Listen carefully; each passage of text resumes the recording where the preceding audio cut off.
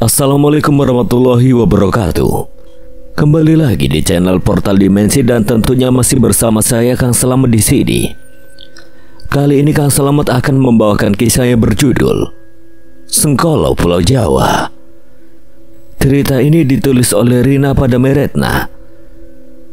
Sebelum kita masuk ke ceritanya, buat kalian yang belum subscribe channel ini, tekan tombol subscribe-nya terlebih dahulu dan tekan tombol notifikasinya agar kalian tidak ketinggalan cerita terbaru dari Portal Dimensi. Gak usah berlama-lama lagi, langsung saja kita masuk ke ceritanya. Sengkolo Pulau Jawa.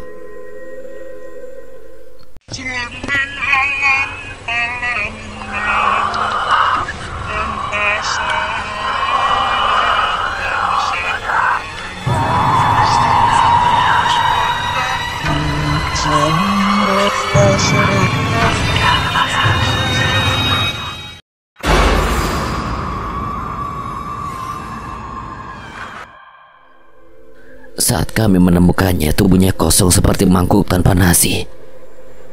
Damar mengangguk, luka itu masih hidup dalam diri mereka semua. Ia merasa untuk pertama kalinya bahwa mereka bertiga adalah anak-anak yang diwarisi kengerian dunia lama yang seharusnya sudah dikubur. Tiba-tiba mobil berhenti di tengah jalan setapak yang sepi.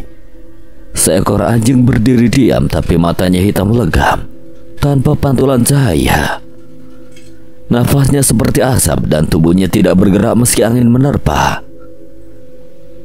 Paman Reksaguna turun, menggenggam keris kecil dan berbisik, "Itu bukan anjing." Damar menatap makhluk itu dalam sekejap. Ia melihat bayangan lain muncul di balik hewan itu. Tinggi, kurus dan melayang. Lawang muncul dari sisi kanan hutan, perlahan dan mengeram. Makhluk itu lenyap seketika dan anjing pun hilang bagai kabut. "Ayo jalan sampai Pusara. Perjalanan ini bukan sekedar perjalanan.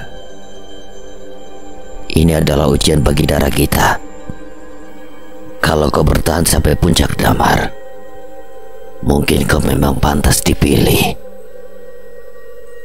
Sekar kemudian berdiri melangkah keluar rumah dan bersiul dengan nada ganjil seperti mantra yang sudah dilupakan manusia.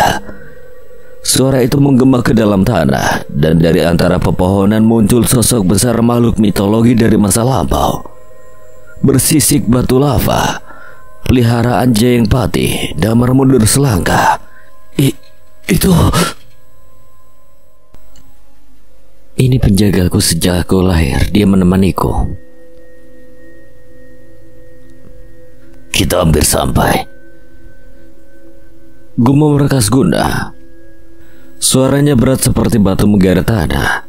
Sekar melirik Damar. "Jangan terkejut nanti. Apa yang kau lihat bukan milik dunia ini, tapi kau harus siap menerimanya." Hutan wadas serengganis terbatin oleh kabut yang menggantung seperti napas makhluk tua. Aroma tanah basah dan kayu lapuk menyelinap di sela-sela napas, membawa bisikan dari masa lampau. Damar berjalan di tengah, diapit oleh Sekar di kiri dan Atma di kanan. Sedangkan Reksaguna, pria tua dengan rambut panjang sewarna malam dan tatapan tajam seperti burung pemangsa, ia memimpin di depan. Lawang, makhluk penjaga hutan serta peliharaan milik Sekar mengikuti mereka dari belakang. Tenang namun waspada, Damar hanya mengangguk sejak ia mengetahui keluarganya termasuk dalam penjaga barat dan melihat makhluk dalam mimpinya menjadi nyata. Kewarasannya terasa rapuh, tapi di saat bersamaan ada sesuatu dalam darahnya yang terasa hidup. Perjalanan menuju pusara keluarga dimulai dari gerbang batu tua yang tertutup oleh ilalang. Begitu Reksaguna menyentuhkan tangannya pada batu itu, ukiran-ukiran kuno menyala samar dan tanah di bawah mereka bergetar ringan. Gerbang itu terbuka tanpa suara. Di baliknya lorong tanah menurun gelap menyambut mereka. Di dalam langit-langit dipenuhi akar pohon yang bergerak seperti napas. Di sepanjang dinding, ukiran wajah-wajah tua mengukir leluhur mereka, terpahat dengan ekspresi menyimpan rahasia besar. Semakin jauh mereka melangkah, hawa menjadi dingin dan napas mulai terlihat. Tiba-tiba suara bisikan muncul dari dinding. Balikan. Abaikan mereka. Mereka bukan roh, tapi ingatan purba yang terperangkap. Mereka melewati lorong itu hingga tiba di sebuah ruang besar berbentuk bundar. Di tengahnya berdiri nisan batu setinggi 2 meter. Nisan itu bukan sembarang batu. Warnanya hitam kelam. Namun di bawah pijar obor tampak berdenyut samar seperti urat kehidupan. Raksaguna berdiri di depan nisan dan berbicara dalam bahasa Sunda kuno. Wilujeng Sumping penjaga anu kapili. Nebangkeun nyawa anu lami parantos ngalanglang. Kiwari waktu napikeun narima warisan. Tanah di depan batu retak perlahan. Dari dalam sesuatu mencuat sebuah keris. Tapi bukan dari logam, warnanya seperti batu obsidian. Namun hidup.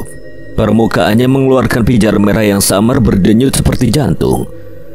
Damar mundur selangkah saat melihatnya. Oh, apa itu? Keris itu bukan dibuat oleh manusia, juga bukan dibuat oleh jin. Ia adalah belahan dari sesuatu yang lebih tua dari bahasa, lebih tua dari waktu.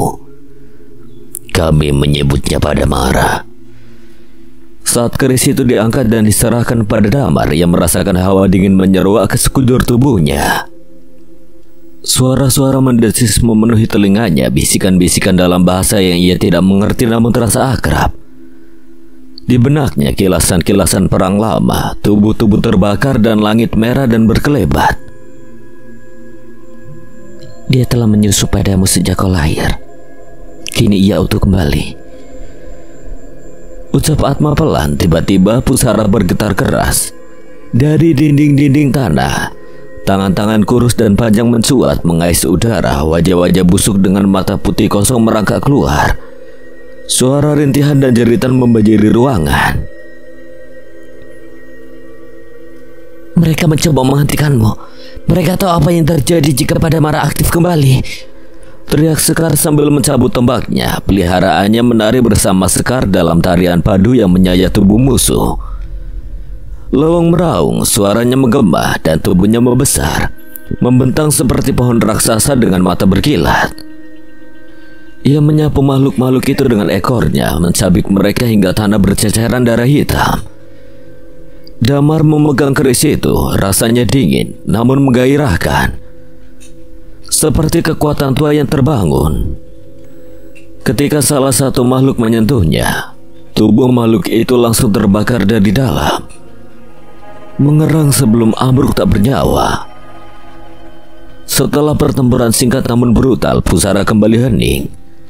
Tapi tidak ada yang berani bersuara kecuali satu kalimat dari batu pusara terdengar dalam hati semua yang hadir.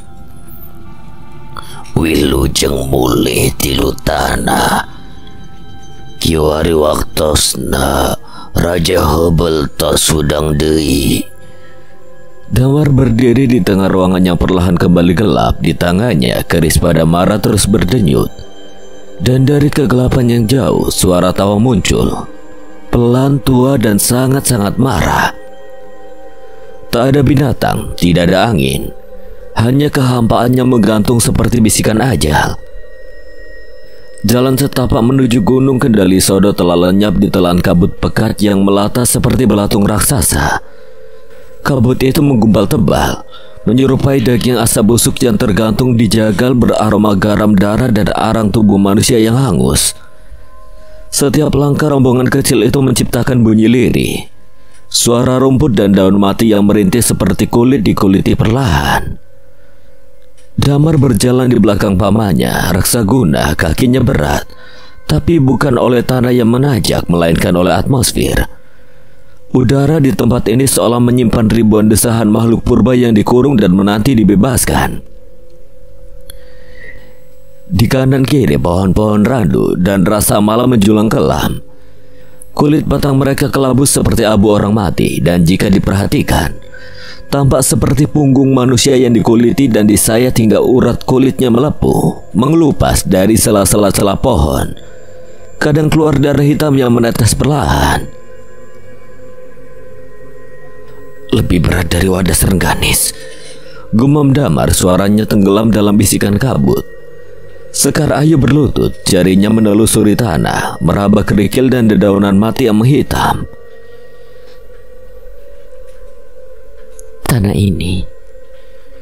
Tanah ini sudah dipijak lelembut. Ada sesuatu yang membuka gerbang mereka. Kita tidak sendiri. Tiba-tiba Atma menghentikan langkah. Ia mengangkat tangan dan seketika udara bergetar. Daun-daun melengkung ke dalam seperti dirundung ketakutan. Dari semak-semak yang semula diam terdengar suara tangis. Tangisan bayi tapi terbalik. Tangis itu seperti keset yang diputar mundur. Seret mencicit dan penuh sobekan seolah pita suaranya robek dengan kuku karat. Jangan didengarkan, tutup telinga kalian. Namun saat Damar menutup telinganya, suara itu justru menembus tulang tengkoraknya. Darah manis, kami ingin mencicipi. Lewang muncul dari balik bayangan. Wujudnya membesar seperti hibridida antara harimau dan akar hutan. 3 matanya menyala merah menyala seperti bara dalam kegelapan. Suaranya mengeram rendah seperti bumi yang retak. Tanah tiba-tiba retak dan mencuat tangan-tangan kurus mencakar tanah membawa tulang ayam dan bunga kamboja busuk yang meneteskan cairan hitam pekat. Mereka muncul. Kecil, tingginya hanya sepinggang lutut. Tubuh-tubuh kerdil menyerupai anak-anak yang terkutuk. Kepala mereka terlalu besar, mulut mereka sobek hingga ke leher, menampilkan barisan gigi yang hitam dan bergerak sendiri. Kulit mereka dipenuhi luka terbakar, kawat menyilang di mata, dan paku-paku karatan menancap di tubuh seperti jimat terkutuk. Mereka mengerumun, mendesis seperti tikus, mencicit seperti gigi di gerinda. Sudah Liting, pemanggil darah dari mimpi buruk. Sekar Ayu mencabut tombaknya, bila kecil yang ujungnya berlapis minyak tanah. Ia menggurah tanah melingkar, menabur garam dan serpi darah kering.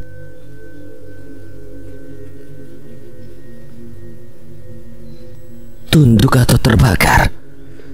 Makhluk-makhluk itu tidak tunduk. Mereka menyerbu. Jeritan pertama terdengar saat satu dari makhluk itu melompat ke arah Sekar. Tapi Lewang menggebrak tanah dengan cakarnya. Dari bawah tanah akar-akar hitam mencuat seperti ular, melilit tubuh-tubuh kecil itu dan merobeknya menjadi potongan. Cairan hitam pekat muncrat ke udara, dan beberapa potongan tubuh tetap bergerak, berusaha merangkak dengan hanya satu tangan. Damar mundur, tapi satu makhluk melompat ke punggungnya. Tangan kecil dingin seperti es mayat mencengkeram wajahnya. Bibir busuknya berbisik, "Kau adalah wadah tubuh kami ingin masuk." Seketika tubuh Damar membeku, pandangannya gelap, dunianya bergoyang, darahnya berdesir mundur. Sebuah keris menancap ke pundak makhluk itu, jeritanya panjang, melengking, dan tubuh mungil itu meledak menjadi kabut merah kehitaman, menyisakan bau besi dan sulfur. "Belakang tengkukmu, itu telah masuk roh busuk. Jaga terus." Pertempuran pecah liar. Atma menari di tengah kepungan. Tangannya menabur air garam yang mendesis seperti asam sulfat di atas daging. Makhluk-makhluk itu terbakar hidup-hidup, menggeliat dan memekik, lalu runtuh seperti boneka kain yang dilempar ke api. Sekar bergerak cepat, membelah, menusuk, mengalir bagai bayangan. Mantra-mantra Jawa kuno keluar dari bibirnya seperti gergaji, memotong roh-roh tanpa bentuk yang mencoba menyelinap. Satu makhluk memanjat pohon, melompat ke arah Damar, tapi Lewang mengeram, dan dari mulutnya semburan asap hijau pekat. Makhluk itu berhenti di udara, lalu membatu, jatuh ke tanah dan hancur seperti keramik busuk. Damar terengah, dunianya berputar, tapi saat itulah tangannya meraih keris yang baru ia dapat. Saat jari-jarinya menggenggam gagangnya yang berukir akar, ia merasa ada sesuatu yang hidup di dalamnya. Berdenyut napas keris itu menyatu dengan darahnya. "Dengar, gerak mereka tak acak, mereka mencari hawa bukan wujud." Suara dalam pikirannya berbisik. Damar menutup mata, ia mengikuti aliran udara dan saat satu makhluk melompat, ia menebasnya dalam sekali ayun. Keris itu menyala, tebasannya tidak hanya memotong daging, tapi juga mengiris roh. Makhluk itu hancur seketika, terbelah seperti kaca, dan menghilang dengan pekik tawa tak manusiawi. Damar mulai menari, gerakannya belum sempurna tapi keris itu memadunya. Ia berputar, menusuk, menyilang setiap ayunan menciptakan bekas seperti luka pada ruang. Satu demi satu makhluk jatuh. Setelah menit-menit penuh darah, jeritan dan aroma daging busuk terbakar. Tanah menjadi sunyi kembali, hanya asap dan bau darah. Dan tubuh-tubuh kecil yang mencair perlahan ke dalam tanah. Damar berdiri di tengah medan, dadanya naik turun, tubuhnya bergetar, di ujung kerisnya masih menetes kabut hitam yang mengusap seperti ampas roh. Ini bukan lagi dunia manusia ya? Tidak, sejak kau memanggil Lawang. Setelah medan pertarungan, mereka tiba di lereng lebih tinggi. Kabut mulai menipis dan pohon-pohon membuka jalan ke sebuah dataran terbuka. Di sana sebuah dinding batu tegak berdiri, di tengahnya sebuah celah berbentuk oval. Cukup besar untuk dilewati satu orang. Di sisi kiri terukir simbol kuno, mata, akar, dan lingkaran merah. Ini mulut kendali Sodo. Tempat segel pertama ditempatkan dengan darah dan dengan tumbal. Raksaguna mengeluarkan gulungan kain dari ransel kulitnya. Di dalamnya naskah tua bertuliskan aksara Kawi. Segel ditanam di rahim bumi, disiram darah penjaga, dijaga oleh makhluk pertama. Mereka memasuki celah. Langkah pertama membawa mereka ke dalam gua yang menurun. Dindingnya basah dan suara tetesan air terdengar seperti langkah kaki kecil yang mengintai. Cahaya obor menyala, tapi bayangan mereka terlihat seperti makhluk lain. Damar merasa setiap gerakan bayangan memiliki kepala tambahan. Jangan bicara nama sendiri di tempat ini. Makhluk penjaga segel suka meniru. Damar menelan ludah. Langkah mereka terhenti di depan ruangan luas yang terisi pilar batu melingkar. Di tengahnya sebuah lingkaran tanah merah dengan simbol segel. Dan di atasnya seorang perempuan berdiri membelakangi mereka. Rambutnya panjang, gaunnya putih, ia tidak bergerak. Damar mengangkat kerisnya, perempuan itu menoleh. Wajahnya adalah wajah ibunya, tapi mata dan mulutnya dijahit dengan benang merah. Jangan percaya bentuknya, itu pasung raga.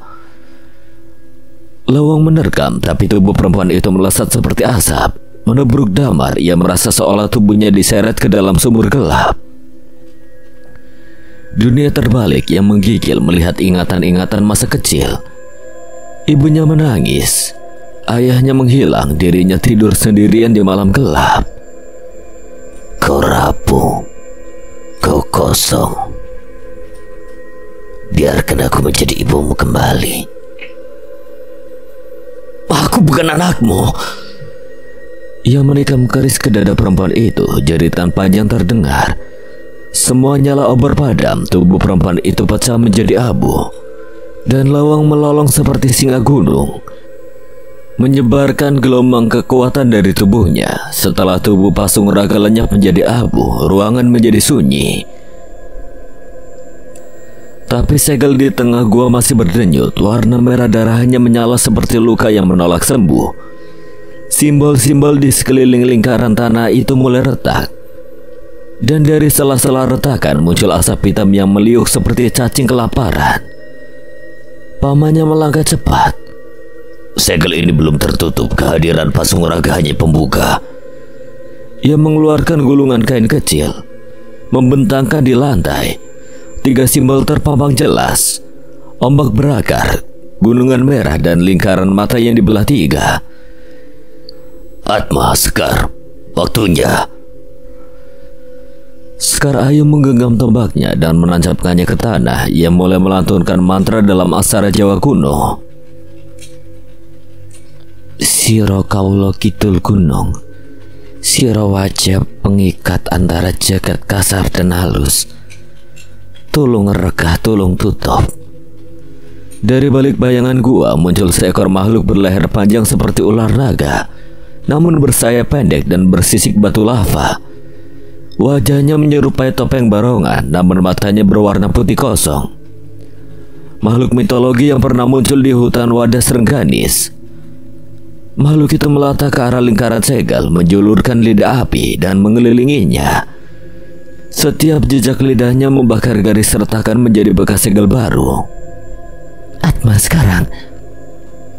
Atma menancapkan pedang karangnya ke lantai dan mulai bersenandung dengan nada ritmis seperti suara arus laut pasang. Siro Joko Segoro, Siro Kaulo Lintang, muncullah dari lumpur purba, anak buangannya menjadi pelindung. Suara gemuruh dari dalam dinding batu terdengar. Gua bergetar. Dari sisi kanan muncul makhluk besar berbentuk separuh manusia seperti gurita. Kulitnya hijau kecoklatan, tubuhnya berlumur lumpur dan berbau air basi. Makhluk itu membawa sebuah lonceng tua yang tergantung di dadanya, dan setiap dentingannya menekan udara seperti gelombang pasang. Makhluk itu menunduk lalu mengangkat satu tentakel, menggurau tanah dengan simbol air yang mengunci api lidah naga. Damar menatap pamannya. Ia tahu sekarang gilirannya. Paman Raksaguna menatap tajam. Leweng, waktumu. Leweng melangkah ke depan. Dari cakarnya tumbuh akar-akar raksasa yang menjalar ke segala arah.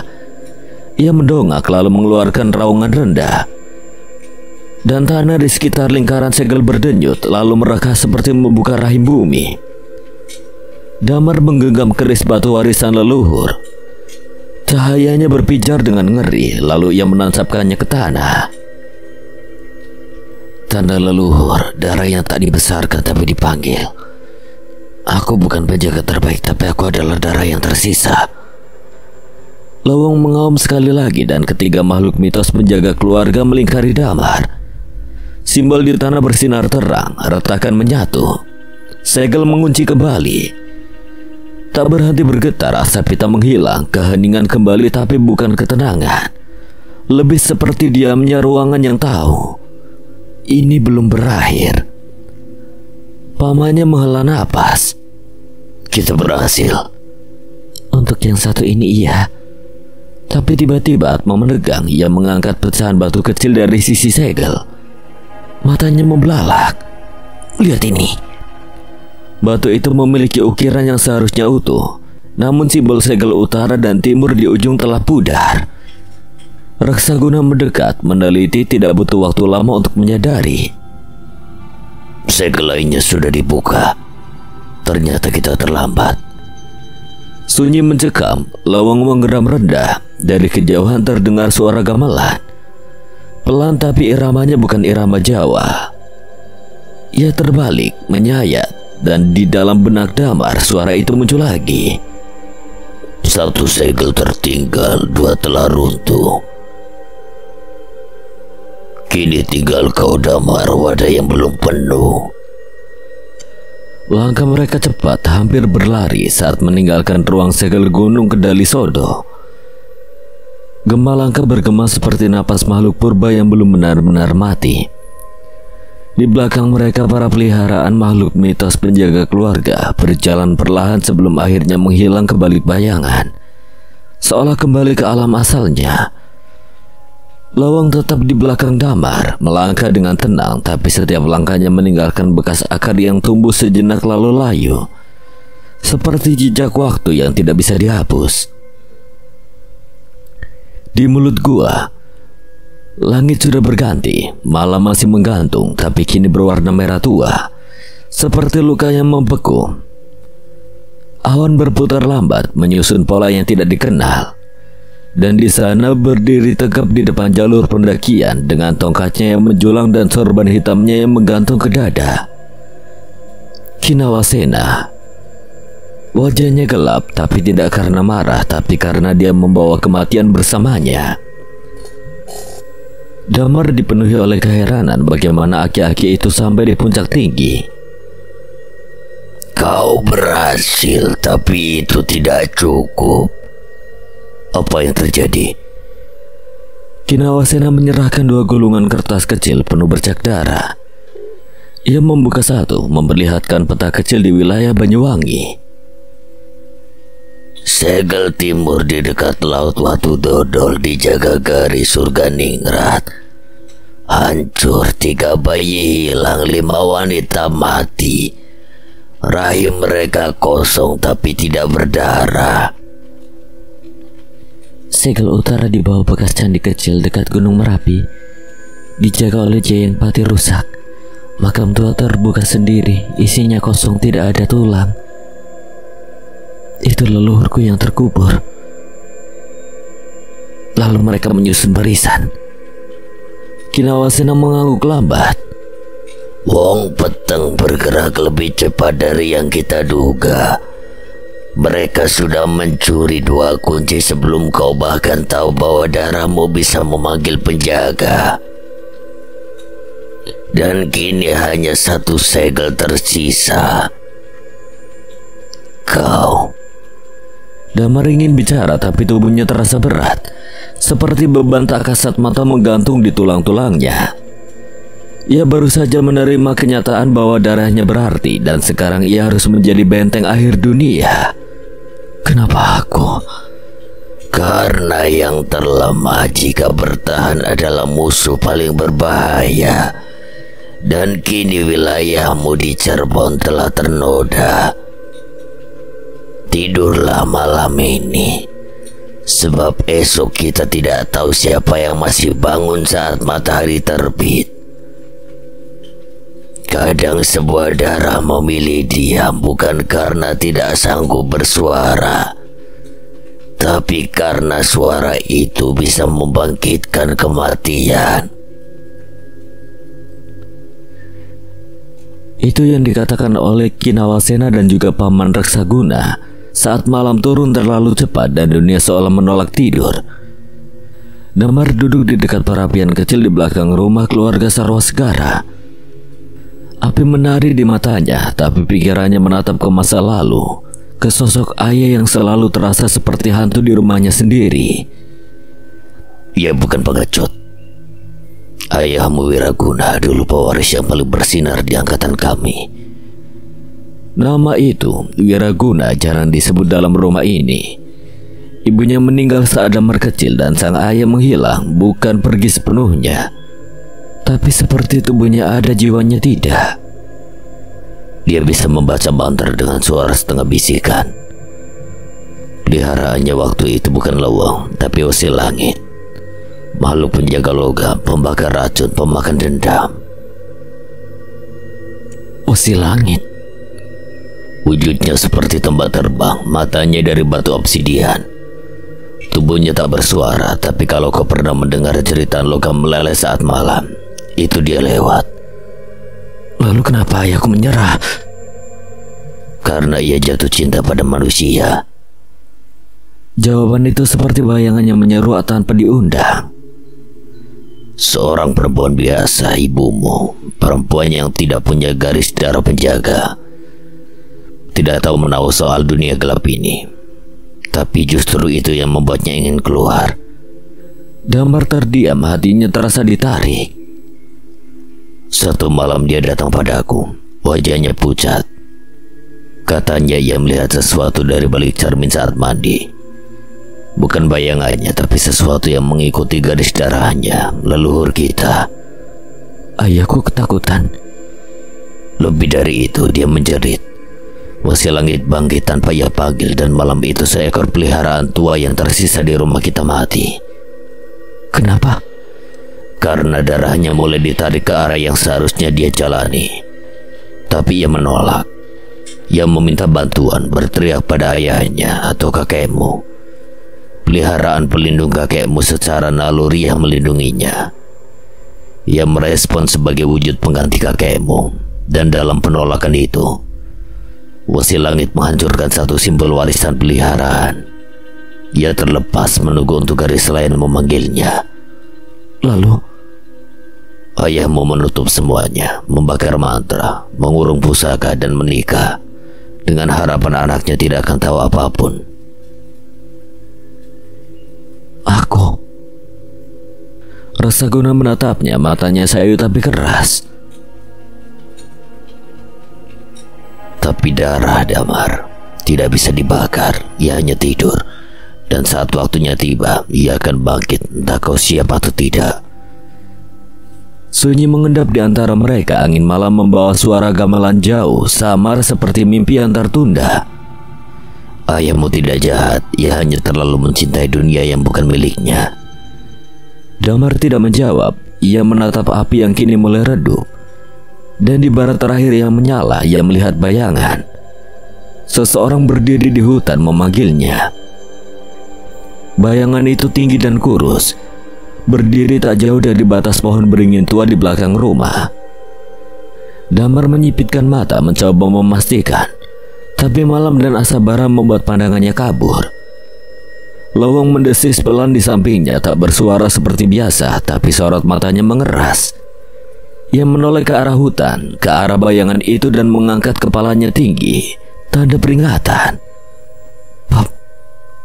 Damar baru hendak bicara, tapi pamannya telah berdiri. Tubuh renta Raksaguna seakan diseret oleh firasat lama yang kembali merambat lewat akar tanah. Dia datang lebih cepat dari seharusnya. Ambil pusaka warisanmu yang terkubur di bawah lesung tua. Sekarang. Tapi aku... Sekarang Damar. Jika bayangan itu sudah bisa menampakkan diri, berarti simbol darahmu telah pecah. Damar melompat berdiri dan berlari ke arah dapur tua tempat lesung batu itu tertanam. Ia belum tahu pusaka apa yang dimaksud, tapi hatinya berdegup tak karuan.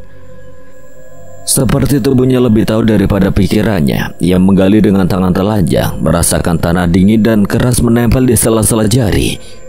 Sampai akhirnya sentuhan dingin batu menyentuh ujung kukunya.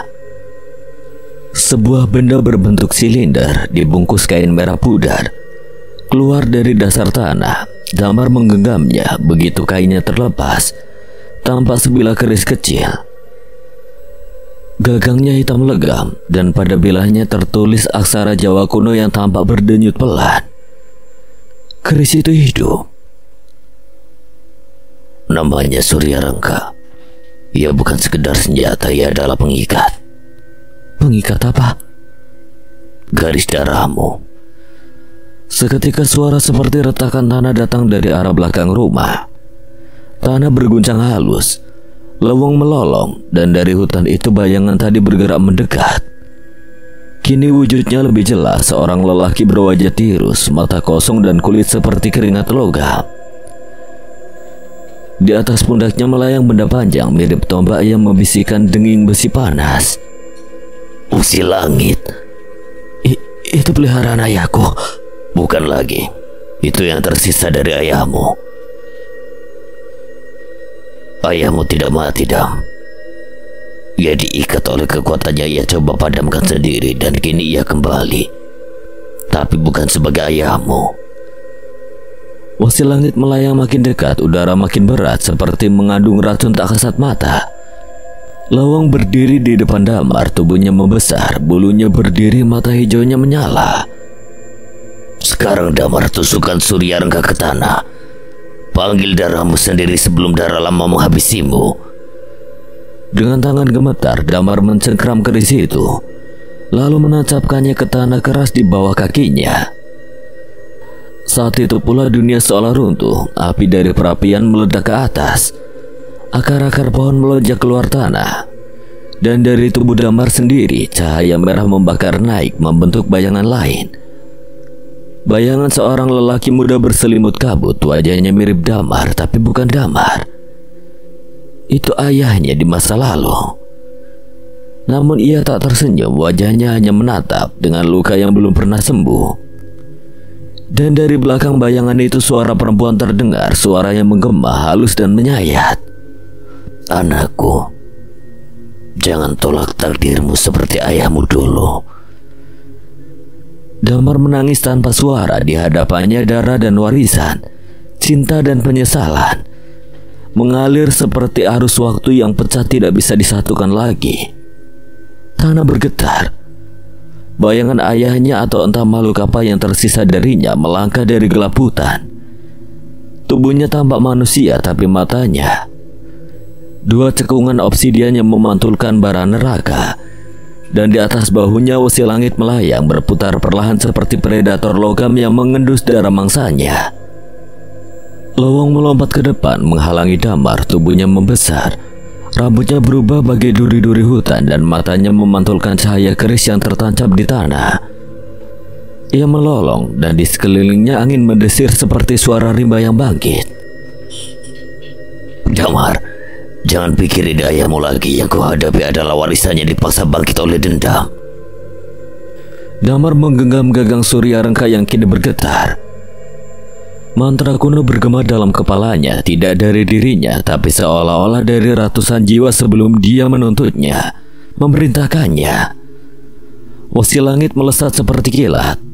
Raksaguna mengayunkan tongkat kayu warisannya yang segera berubah menjadi semacam tombak akar, membelokkan arah serangan logam itu, tapi kekuatannya terlalu besar. Tanah terbelah, dinding rumah retak, api perapian meledak membakar atap. Lowong bertarung dengan Wesi Langit dalam bentuk sejatinya. Makhluk logam yang melayang itu menembakkan percikan bara dan suara melengking seperti jeritan pedang yang dihancurkan. Lowong menangkis dengan tubuh penuh duri dan sulur, tapi setiap tabrakan menghancurkan satu bagian rumah. Sementara itu, Damar maju melompat ke arah bayangan sang ayah yang berdiri diam namun mengancam. Dengan Surya Rengka di tangannya, ia menebas, tapi sosok itu menghilang dan muncul di belakangnya, menyerangnya dengan tangan kosong yang keras seperti baja. Tubuh Damar terpental, membentur dinding rumah, darah mengucur dari pelipisnya. Damar! Raksaguna melompat, tubuh tuanya secepat bayangan melindungi keponakannya, tapi serangan balasan dari bayangan itu menembus pertahanannya. Raksaguna terhempas, dadanya bergetar, darah menyembur dari mulutnya. Paman, jangan pikirkan aku. Lakukan panggilan terakhir. Satukan keris itu dengan darahmu. Damar terbatuk, dunia di sekelilingnya kabur. Rumahnya, pusaka keluarganya terbakar. Lowong dan Wesi Langit bertarung seperti dewa-dewa kuno, menumbangkan pohon, menghancurkan pondasi. Dalam kesakitan dan keputusasaan, Damar berteriak bukan karena takut, tapi karena ia menolak mati seperti ayahnya. Ia menolak menyerah, menancapkan Surya Rengka kembali ke tanah dan menggenggam bilahnya dengan telapak sendiri, membiarkan darahnya menetes masuk ke dalam pusaka itu. Cahaya meledak dari dalam tanah. Akar-akar tua naik dari bawah rumah, melilit tubuh Damar dan membalutnya dalam cahaya. Satu sosok dari masa lalu muncul di belakangnya, bayangan perempuan, ibunya. Ia tersenyum dan dari langit suara gamelan seperti gelombang menuruni bukit. Lepaskan ia, Dam. Jangan kau biarkan dendammu hidup di tubuh ayahmu. Damar membuka mata, cahaya merah membara dari tangannya. Ia melompat dengan kecepatan yang bukan miliknya, menembus perlawanan makhluk bayangan ayahnya dan menancapkan keris itu ke dadanya sendiri. Tapi bayangan ayahnya juga berhenti. Sesaat dua sosok ayah dan anak terhubung, mata obsidian itu berubah redup, dan di tengah kobaran hancur suara lirik keluar. Maafkan aku. Tubuh bayangan itu hancur menjadi abu. Wesi Langit terdiam, lalu hancur menjadi debu logam dan terserap ke tanah. Lowong melolong panjang, kemenangan sekaligus kehilangan. Rumah telah runtuh, hutan merunduk dalam keheningan. Dan Raksaguna, ia tersungkur, tubuhnya berlumur luka. Damar merangkak mendekat. Paman, bertahanlah. Raksaguna tersenyum meski darah terus keluar dari sisi bibirnya. Kau sudah bangkit, itu yang terpenting. Jangan bicara, aku akan panggil bantuan. Sudah kupanggil sebelum kau lahir, gumamnya dan matanya menutup perlahan. Damar menangis, tapi sebelum pingsan sang paman masih hidup. Ambulans datang. Orang-orang desa berkumpul di antara puing rumah tua dan debu darah warisan Damar berdiri. Lelaki muda yang baru saja memilih untuk tidak lari dari takdirnya. Di belakangnya, Lowong mengeram kecil menatap ke arah utara. Hutan jauh itu berdesir pelan seolah mengundang. Bagaimana keadaanmu, Paman? Suara Sekar memecah keheningan pagi yang pekat. Saat kabut belum sepenuhnya terangkat dari perbukitan, mereka bertiga duduk di dalam pendopo kecil di lereng Gunung Merapi di sisi utara. Angin membawa aroma belerang dan dedaunan basah. Damar tidak langsung menjawab, ia masih membalut luka di lengannya. Meski lebih dari luka itu, pikirannya masih berkutat pada malam saat ayahnya bangkit dan rumah leluhur runtuh dalam pertarungan. Masih belum sadar. Dokter bilang luka itu dalam, tapi yang lebih parah jiwanya, mungkin itu terkoyak. Aku mendengar tentang usil langit. Makhluk itu tidak hanya menghantam tubuh, tapi juga menumbuhkan rasa bersalah di dalam darah. Atau menumbuhkan kebencian. Kau masih bisa berdiri, Damar. Itu sudah luar biasa. Damar hanya menarik nafas panjang. Di belakangnya Leweng berbaring diam. Matanya mengamati hutan utara yang menjulang bisu. Sejak kejadian itu, Leweng tak banyak bersuara, seolah tahu badai belum benar-benar berlalu. Kau terlalu khawatir, Pak Tua itu sangat kuat tahu. Siapapun akan khawatir meninggalkan pamannya di rumah sakit di Bandung, sedang aku sekarang berkeliaran seperti anak hilang di Jogja.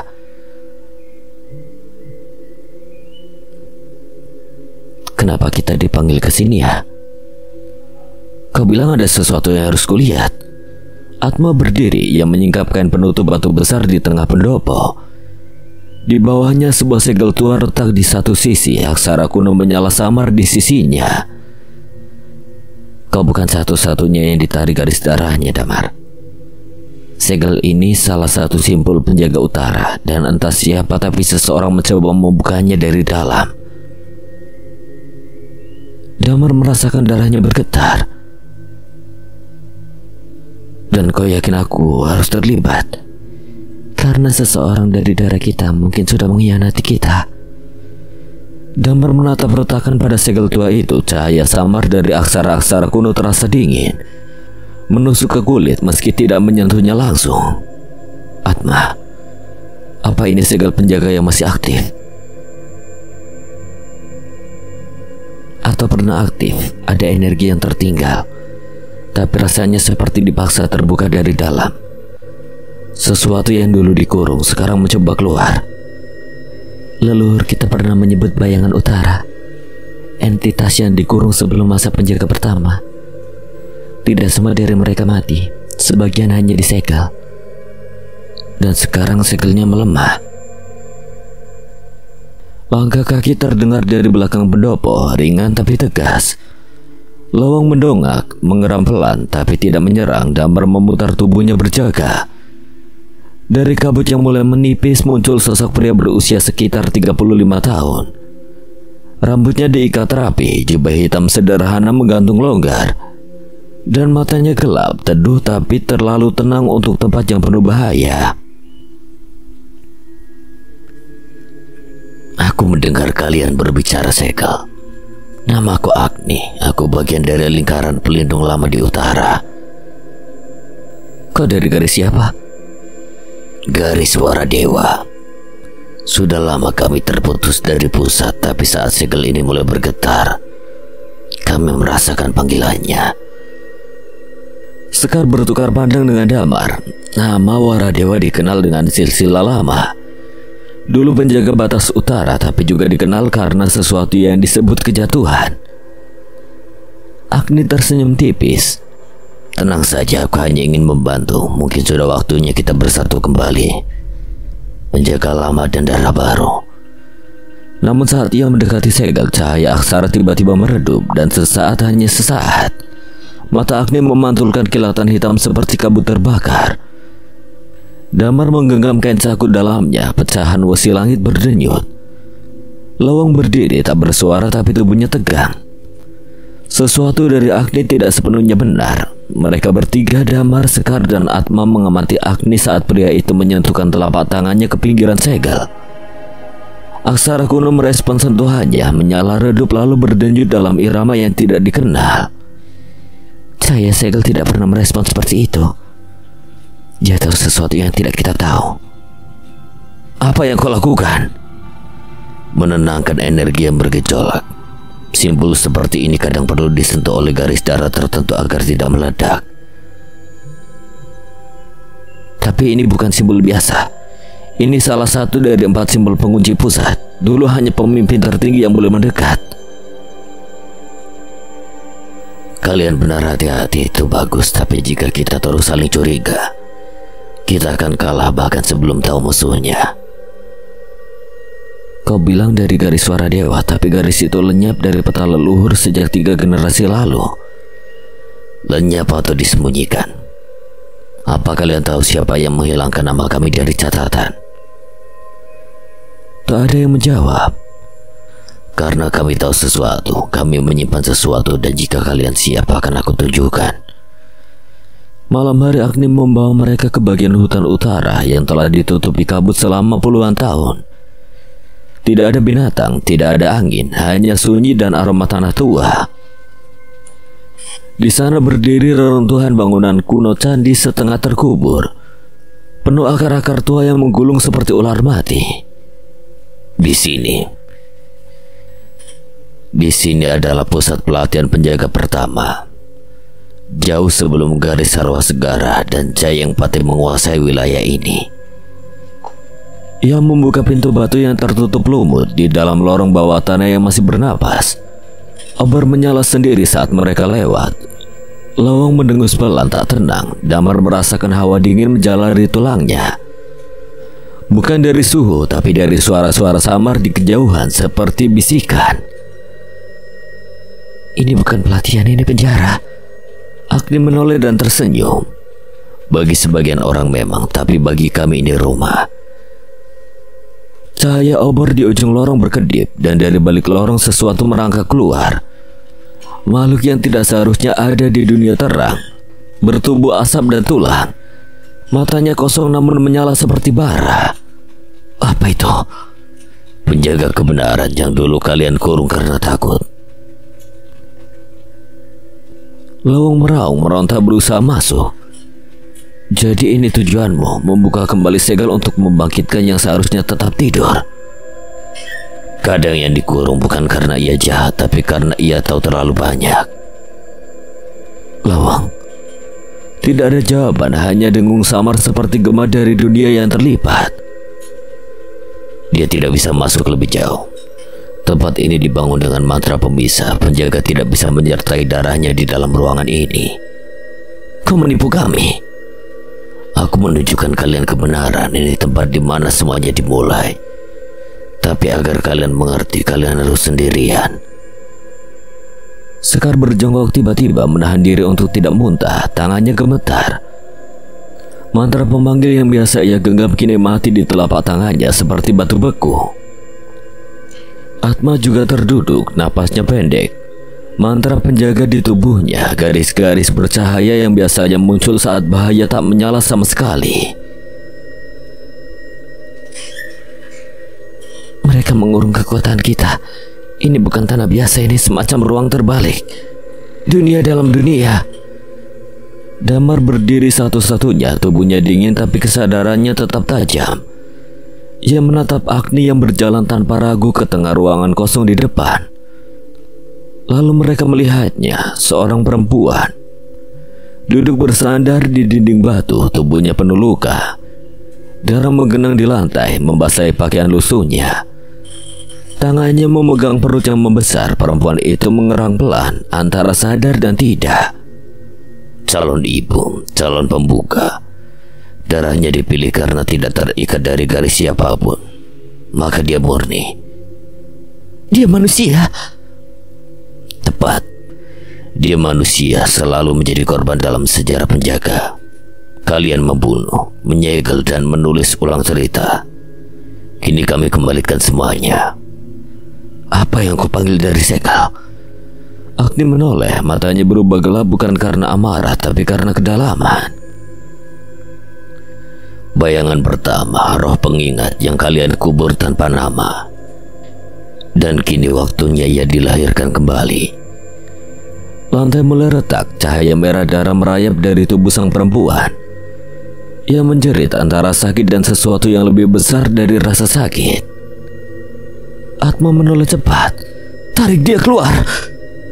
Sebelum mereka bisa menyelamatkan perempuan itu, lantai di bawah mereka menganga. Dari dalam celah gelap itu muncul bayangan bukan seperti sosok biasa. Tubuh ramping, tinggi tanpa wajah dengan lengan panjang menjuntai. Mereka melayang nyaris tanpa suara, tapi udara seakan membeku saat mereka lewat. Wong Peteng, makhluk pelayan dunia bayang, entitas yang tidak hidup tapi belum sepenuhnya mati. Mereka hanya bergerak bila diperintah oleh pemilik darah pengikat. Mereka menyerbu cepat, tidak seperti roh, tapi seperti tali yang langsung membelit. Sekar sempat melempar mantra namun gagal menyala. Atma mencoba menebas dengan belatinya, tapi senjata itu justru menembus mereka seperti kabut dan damar. Baru saja hendak memanggil Lewang ketika dua kelompok menyusup dari belakang dan menjerat leher serta tangannya. Satu persatu dari mereka diangkat ke udara. Tubuh tergantung seperti boneka rusak. Mereka tidak bisa bersuara karena mantra ruang telah mengunci getaran mulut mereka. Di tengah ruang Agni berdiri, tenang, matanya bersinar merah samar. Maaf, tapi kalian harus jadi kunci untuk membuka dunia yang lebih jujur dari dunia ini. Agni lalu mengangkat tangan. Pisau batu muncul di tangan para kelompok Wong Peteng, dan ritual pun dimulai. Lorong berubah menjadi ruang upacara. Cahaya merah tidak lagi berasal dari obor, melainkan dari lantai itu sendiri, yang menyerap darah dan memantulkan cahaya seperti air mendidih. Damar, Atma, dan Sekar kini tergantung dalam simbol gelap. Tubuh mereka diikat oleh sulur-sulur hitam berasap. Kelompok Wong Peteng, makhluk tanpa wajah, bertubuh ramping dengan tangan panjang tak berujung mengiris tangan mereka perlahan. Setetes, dua tetes. Darah penjaga jatuh ke dalam mangkuk batu. Agni berdiri di tengah lingkaran. Suaranya lembut seperti sedang mengisahkan dongeng pada anak kecil. Kalian tahu kenapa aku berhenti percaya pada para penjaga? Tak ada jawaban, hanya jeritan tertahan dari Sekar saat pisau batu menyayat lebih dalam. Karena penjaga tidak melindungi semua orang, hanya darah mereka sendiri. Dia berjalan mengitari mereka. Matanya menatap kosong ke arah perempuan hamil yang masih terbaring semakin pucat. Ibuku dulu bukan siapa-siapa, tapi ia menyelamatkan seorang penjaga yang terluka. Ia sembuhkan, ia sembunyikan, tapi saat penjaga itu kembali pada kelompoknya, mereka menuduh ibuku telah menyerap kekuatan gelap. Mereka membakarnya hidup-hidup. Aku anaknya, anak dari manusia biasa yang mencoba menyelamatkan sesuatu yang ia tidak pahami, dan kalian membunuhnya. Mangkuk batu dibawa oleh kelompok Wong Peteng. Darah dari ketiga penjaga, Damar, Atma, Sekar, disiramkan ke tubuh perempuan hamil itu. Ia menjerit lalu bergetar. Kini syarat darah tiga penjaga sudah terpenuhi dan tumbal telah sempurna. Saat ibuku terbakar, aku melihat peliharaan penjaga itu berdiri diam. Ia tidak menyelamatkannya karena ia bukan darah mereka. Karena dalam hukum para penjaga, manusia biasa itu bisa dibuang. Langit-langit ruangan mulai retak. Dari retakan itu keluar suara, seperti tangisan yang tidak berasal dari satu mulut, tapi dari seluruh isi bumi. Agni menatap mereka berjalan mendekat ke arah Damar. Ia mengeluarkan belatinya. Jadi hari ini aku kembalikan semua agar kalian tahu betapa rasa kehilangan itu tidak bisa disegel dengan mantra. Ia mengiris sebagian daging di lengan Damar, seolah lengan ayam filet yang berhak diambil bagian untuk porsi makan istimewa. Tumbal terbaik itu tidak harus banyak.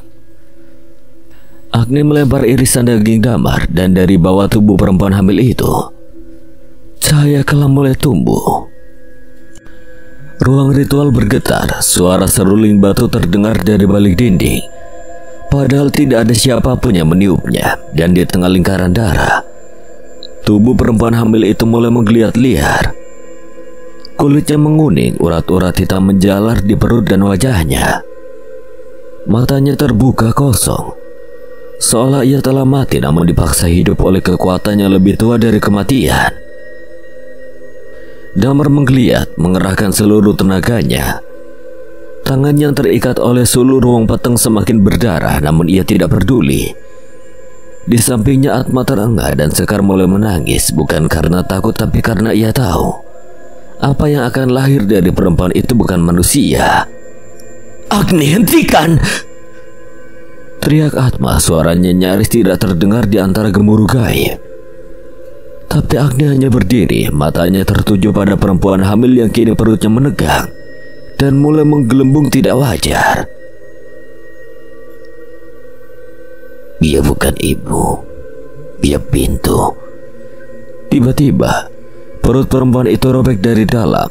Tidak seperti luka sayatan, tapi seperti kain usang yang digerogoti dari baliknya. Darah menyembur ke segala arah. Wong peteng bersorak dalam bahasa yang tidak dikenali, penuh bisikan tajam dan gema purba. Dari rahim yang koyak muncul sesuatu. Bukan bayi, bukan manusia. Seekor makhluk seperti janin bersisik, bermata merah, bertaring, mengendus udara seperti binatang lapar. Tubuhnya menggeliat, terbungkus lendir dan darah. Lalu berdiri. Ia menatap langsung ke arah Damar. Anak darahmu, anak pengkhianatan, anak penebusan. Bisik suara di kepalanya, bukan milik Agni, bukan dari dunia ini. Dan saat makhluk itu melangkah, lantai yang diinjaknya hangus, batu retak, sulur asap naik. Ia menunjuk para penjaga yang tergantung satu persatu. Damar menjadi dalam hati, "Loh, tolong." Tapi tidak ada jawaban. Lalu dengan sisa kekuatan dan kemarahan, Damar memutar tubuhnya, menggertakkan gigi, menggesek ikatan dan pecahan batu di tembok. Kulitnya robek, dagingnya terkupas, tapi ikatannya mulai longgar. Makhluk itu kini berdiri, menengadah dan tersenyum. Makhluk itu tidak langsung menyerang Damar. Ia bergerak ke samping ke arah Atma yang masih tergantung. Langkahnya cepat seperti merangkak dengan 4 anggota tubuh, namun berdiri sesekali layaknya manusia. Giginya runcing dan basah berkilat oleh cahaya mantra yang berkedip. Makhluk itu menggigit paha Atma. Atma menjerit keras. Urat-urat kakinya menyembur darah saat bagian dagingnya terkoyak. Sekar berteriak, matanya melebar, tak sanggup melihat tapi ia tidak bisa menoleh. Tangan dan lehernya masih terjerat oleh kelompok wong peteng yang seolah menikmati tontonan itu. Damar, cepat! Suara Atma berubah parah oleh rasa sakit. Makhluk itu menggigit sekali lagi.